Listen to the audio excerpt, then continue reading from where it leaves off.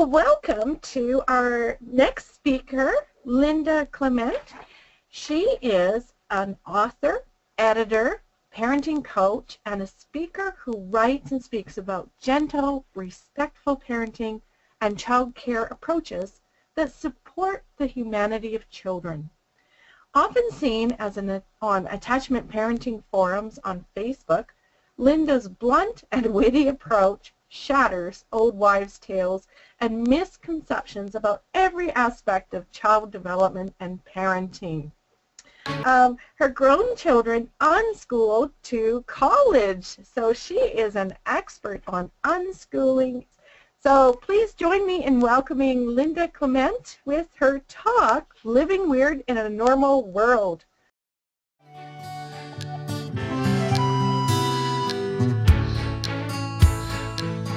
As you can see, I'm mostly going to be talking about handling curiosity and criticism as children grow up unschooling. And of course, in order to do that, the first thing we need to talk about is what is normal. Normal by the numbers. Normal is an interesting question because, of course, this is a bell curve. Everybody's used to this, the way populations or demographics break out into the outliers down on the edges and the norm in the middle, or the supposed norm in the middle. I love this drawing because I think that line right there is really meh. When you're talking about the normal by the numbers, the rest of the population is, the two arrows that go either way. The 50% is the norm. That's that one line, and then everybody else is on either side of that line. So 50% of people, all these people on this side, is 50% of the population. And all the people on this side is also 50% of the population. This little tiny line that everybody is apparently striving to be part of is a tiny fraction of the population. People are weird. There are no exceptions. That's actually called Linda's Law, and I get it quoted back to me on a semi-regular basis. The corollary to that is people who think they are not weird are far weirder than the people who know they're weird. Nearly every child at some point in their unschooling lives will look around and feel abnormal. I think personally, the best idea is to keep them away from this bizarre society, but normal is strangely alluring, and I'd like to kind of spend a little bit of time addressing that. In human terms, people in weird societies consistently occupy the extreme end of the distribution, making them one of the worst subpopulations one could study for generalizing about Homo sapiens. That quote is from this delightful book, The Anthropology of Childhood, by David F. Lancy, which I absolutely adore. Great big huge thick thing all about children all around the world. In it, the anthropologists call weird societies, the ones we live in, Western educated, industrialized, rich democracies. And they point out that we are not normal. There is nothing normal about our culture. There's nothing normal about what we think about our culture or the way we treat children. So why is normal so alluring? Why do people want to be or feel normal? There are points in people's lives when they suddenly realize that there's a vastness, a scope available to them that they never had access to before. There's a couple of reasons why it happens, but it's the sudden ability to perceive the 10 million myriad opportunities and choices. And people understandably find these experiences totally overwhelming. So these watershed moments happen usually at around 5 when the kids who would normally be going to kindergarten say, why am I not going to kindergarten? And the kids who are in kindergarten say, why are they not going to kindergarten? One of my favorite stories was a little guy that we babysat around that time who initially said, how come your kids don't get to go to kindergarten? And in October, he said, why don't your children have to go to kindergarten? At around 12, as a result of the prefrontal cortex development, children are suddenly capable of perceiving how vast the choices are. They stop thinking in terms of, what do you want to be when you grow up, a football player, a nurse, a doctor, the kinds of things they see around in their world, and discover that there are really strange things that people do full-time for money that they've never thought of before. You know, a 9-year-old might think they want to be a rock star because they like playing their guitar or something. But it's not until they're 13, 14 that they realize that the rock star is not the only guy getting paid. And there are some very strange jobs that people get paid for. And some of them have really odd names. That huge long list of things that are on the credits for a movie. You know, there's actually a human being whose job is called a gaffer. There's also a best boy, which, you know, sometimes can be women. But there are very strange things that people do for money full time that until you're capable of seeing exactly how broad the world really is, you just don't have any perception of that. And then you suddenly do and realize that there are 80 million gazillion choices.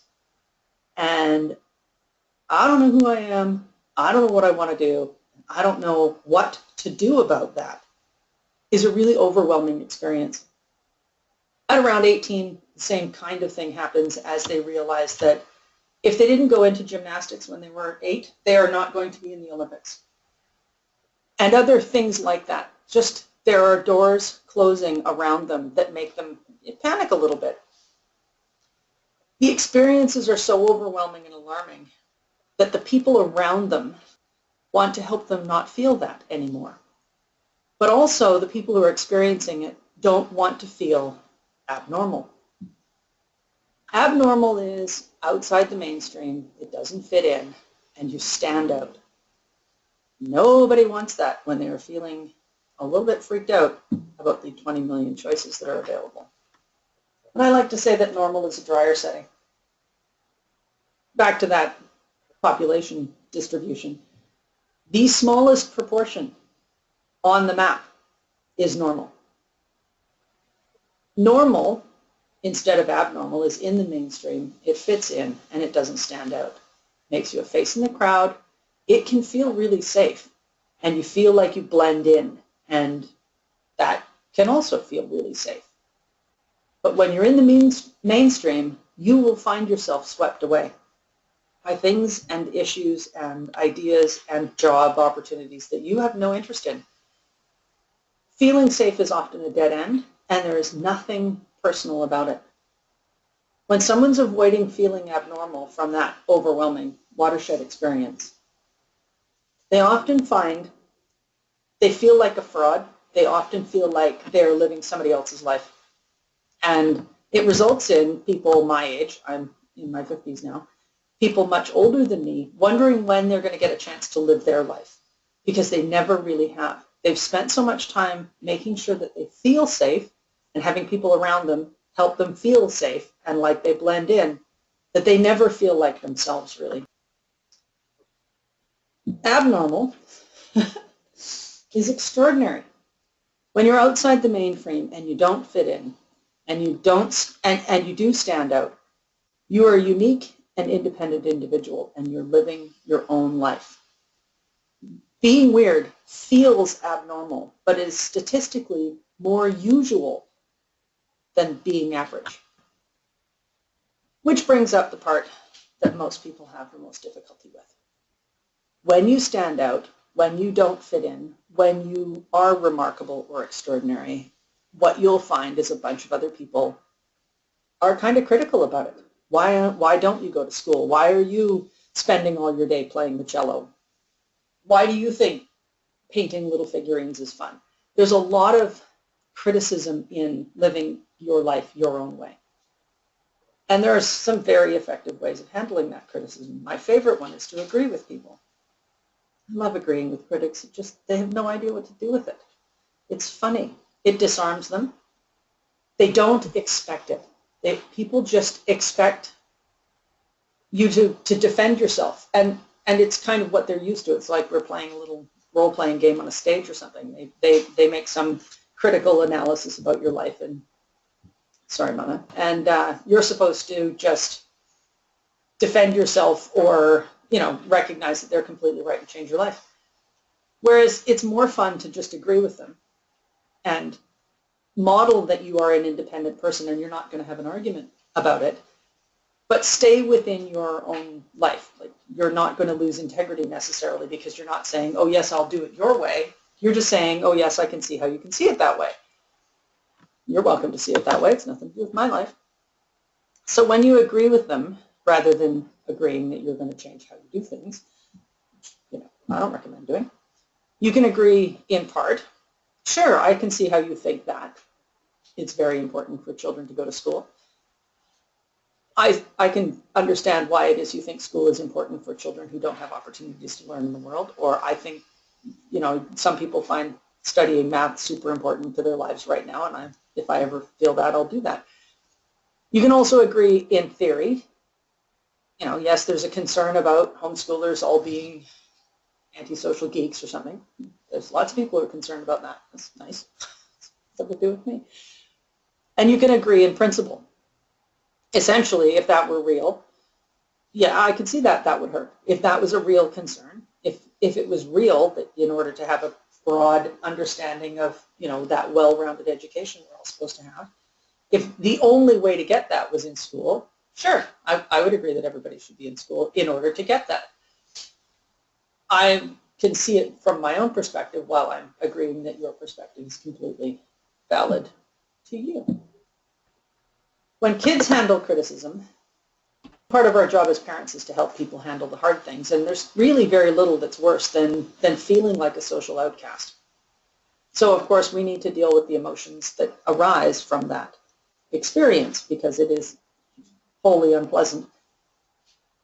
And I think it's very important to deal with the emotions first, because until they feel heard, they can't hear anything you have to say. So however much you'd like to say, oh, just ignore them, oh, just walk away, oh, just all the solutions side of it, I don't think kids can hear that until they deal with their emotions. It feels awful to be rejected. It is nasty to feel like you don't fit in when somebody points out how important it is for you to fit in. When you're being harshly criticized, or you feel like your whole life is, or your whole family is being called into question by people who have utter confidence in their righteousness about the only right way to live in the world.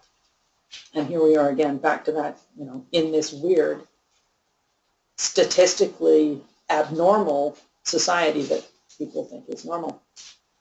I love this little quote, the quieter you become, the more you can hear, because I think it's really important to listen first. It is really hard not to do this stuff. Coming to the rescue. I'm going to go beat them up. Taking it personally. Getting flashed up ourselves is often what we do when our kids are attacked. The mama bear comes up, the papa bear comes up, and we're going to go and attack them. We often want to solve the problem for them. Sure, you don't feel like you fit in. We should go and find a crowd of people who are all like you, and then you'll feel like you fit in. That's not how you handle emotions. That's how you sidestep them. And reassuring them that critics are all stupid, wrong, evil, and blind. Attacking the other side also does nothing to deal with the emotions of feeling rejected or feeling criticized. As this guy says, real feelings don't just go away. So we need to deal with the feelings first, that whole, first connect, then correct, first connect, then work on solutions, then work on problems. Because quite often, children are really okay being themselves and being weird and standing out and being unique and living their own lives because it is intrinsically fulfilling and they enjoy it and they picked it on purpose. It's not an accident. They don't know how to align that with the horrible experience of being criticized and being rejected or left out or singled out in that, antisocial, nasty, bullying way that is so normal in our society. There are a couple of things after the emotions are handled that can help kids deal with criticism, and I actually think it can help parents as well, but we're on the helping kids deal with feeling abnormal in their lives because of unschooling or because of their personal interest in things that are outside the mainstream. It helps in other contexts after the emotions are dealt with, when they're not in the middle of that panic of feeling like they're never going to fit in, to talk about the idea of normalness. Do we know anybody who's normal? Diana Sandberg, who's brilliant, and her children are amazing, homeschooled in Vancouver for a really long time. When her kids went through this phase in their early teen years about, feeling abnormal and wanting to feel normal, they actually went through their Rolodex one by one to see if they could identify anybody that they knew who was what they would call normal. And hilariously, every single person had some quirky, weird uniqueness to them that made them realize that they don't know any normal people, so maybe, that's okay. There are people who are clearly thriving and fine, and they aren't normal either. Another thing is to identify where those critics heard those messages. Where do you think she heard that it's not okay to play the cello, or whatever geekdom you live in, or be a fan of Jane Fonda workout videos, or whatever it is? I mean, where did that person get the idea that that was abnormal? Because quite a lot of these things are extremely popular. Maybe not for that person, but in the world, maybe her perspective isn't really as broad as you would like your advisor's perspectives to be. And to talk about what makes the people in your life who you really like, who you really admire, how is it that they stand out? What is it that you notice about them that makes them different people from the sort of background? Why are these people in your life and interesting to you? And that's their abnormalness. Are other people normal? Can you describe what normal people do? How would you, if you were going to make a profile of a normal person, describe what a normal person is? In terms of statistics, you're going to have to start with Asian, because statistically, the norm for humans is it being Asian, because they outnumber everybody else. So they should also be relatively short compared to the tallest people in the world, and probably have black hair. When you confront the real demographics of it, it looks different than I just don't go to school. It's like, okay, so do most people in the world go to school? Do most people in the history of the world go to school? Is this actually normal, or is this something that's quite unusual? The other thing to think about is when people are criticizing people they don't know very well, that doesn't really scream, I feel great about my life and myself. And maybe that person is saying something about their own need to fit in and to be seen as normal, because whenever we're talking about criticizing other people, we need to realize that that's more to do with what's going on inside ourselves than the person we're criticizing. If I criticize somebody's intelligence, it's because I believe, for some reason, that intelligence is some attribute that is super important, or that I'm concerned about my intelligence, so I need to make other people appear to be less than me so that I can feel better about myself. It doesn't work, but that's the source of the vast majority of criticism, is really about the speaker, not the subject. And of course, it's fun to point out the oddities in the world. Does anybody notice how different some people look when they're supermodels or superstar rock stars, or capable of doing amazing things with hula hoops? The people that stand out, the celebrities that stand out, stand out. They don't look like everybody else. They don't act like everybody else. They don't do what everybody else does. Success is often about being different. And sometimes you can make a project to deal with the idea of normal, and to actually ask other people, ask your friends, ask your family what it is that they think makes them unique. How do they feel like they stand out or are different than the people around them? Because then they get a sense that everybody has that feeling that I think is really very ordinary. The fact is, most people don't feel like they fit in. And of course, the important part about being the parent on the side of this is understanding that when we comment negatively about people's bodies, about their lifestyles, about their relative wealth, we're commenting about how they fit in. And that can be extremely influential in our children's desires to fit in. There was a great piece of graffiti on a sign or on a wall in downtown Victoria for a really, really long time. And it said, TV is only a negative influence on children whose parents act like people on TV. And I think that is something that, we get all worried about the media and how much influence peers have on our kids when we forget that they're watching us first and they're watching us the longest. So when we are making negative comments about people who don't fit in for whatever reason, their intelligence, their wealth, the way they're clean, what they know, who their friends are, what kind of things they drive, whether or not their body type is what we think of as acceptable. When we make those comments, that has a tremendous impact on our children's desire and need to feel like they are not going to feel that criticism from us. So check your own bias. I love this sticker. This one reminds me of that. People are weird. Normal people worry me. I am worried about children who are extremely passive and quiet, and I'm worried about people who think they're normal.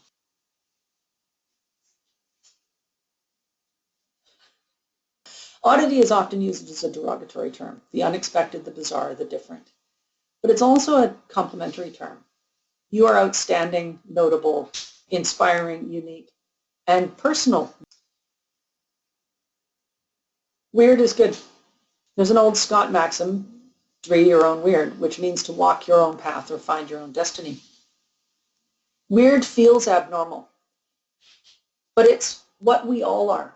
We are all in our own heads, by ourselves, experiencing our world from our own perspective.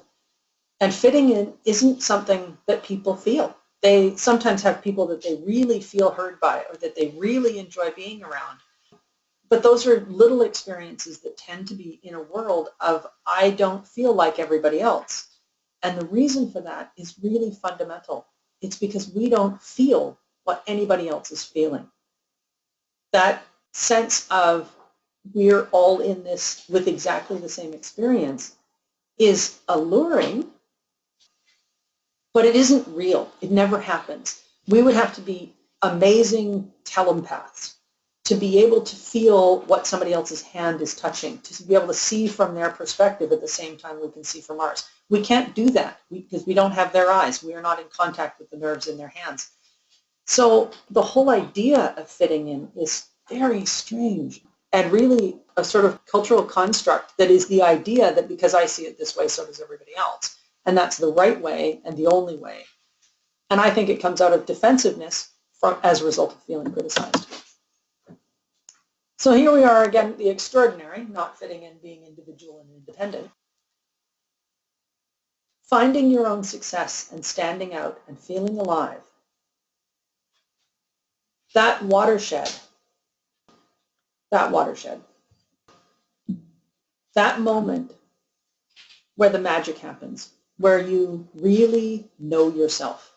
And it's one of the best things about unschooling, in my opinion, that opportunity for kids to spend enough time not directed, not living somebody else's agenda, not doing what someone else has deemed necessary for them in order to be capable of turning 9.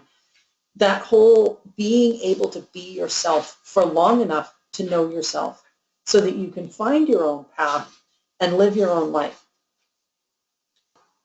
Happiness is the neat interlocking of who you are with how you want to be in the world. Not even who you want to be, but how you want to be. Whether or not you want to be happy, optimistic, respectful, how you want to be in the world is based in who you are. It is not in having the right phone, and I still haven't figured out which one the right phone might be. Because everybody disagrees. The iPhone people are absolutely insistent, and the people with Motorola's are like, you can never break it. There's no right phone. Having the right phone, you get quite used to it, and you're still not who you are and how you want to be in the world. So the question is, everybody always asks, how do you find your own life? I'm going to go look for myself. Where should I look? The answer is look down. You are always right here. We have an enormous number of pressures and messages about being something other than yourself because all those frightened people are trying to help everybody feel less frightened about, well, which direction do you step next? Who are you really? What are you interested in doing? The problem with those people who are helping with that, you should be a doctor, you're so compassionate, you should be a nurse, you have such a great eye, you should be a photographer. The problem with those helping people is the question is, who am I? Who will I be? And they can't answer that question.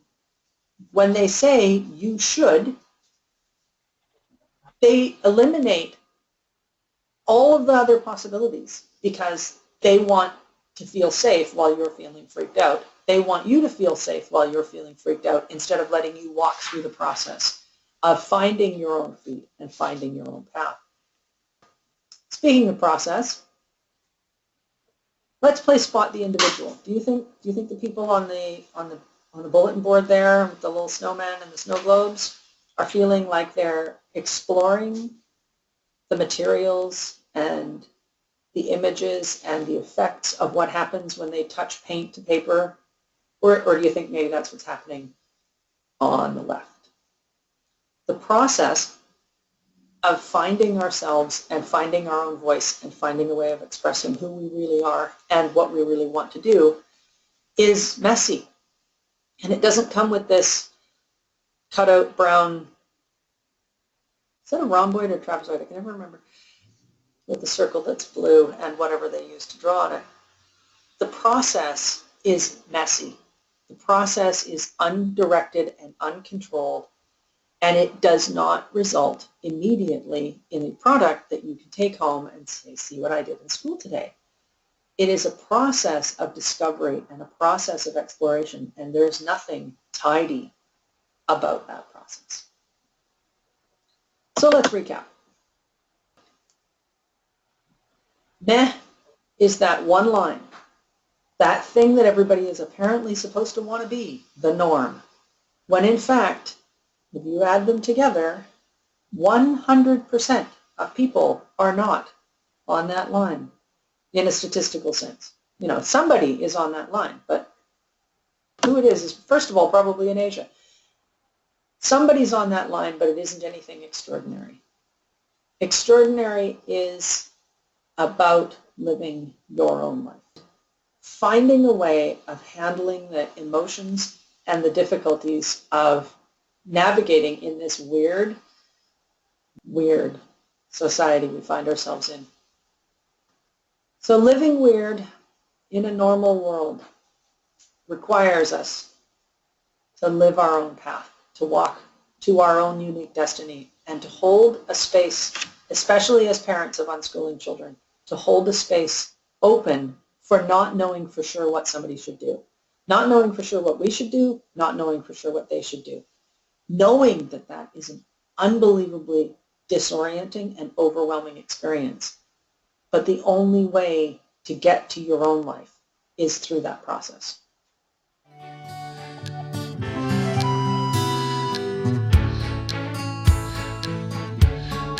I really want to thank you for joining us today, and a lot of good points. I loved your points on listening and those comebacks for when you disagree with people's common assumptions. I wrote them all down, and I'm going to use those. Oh, good.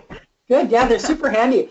Thank you so much for joining us this year again and presenting all your expertise.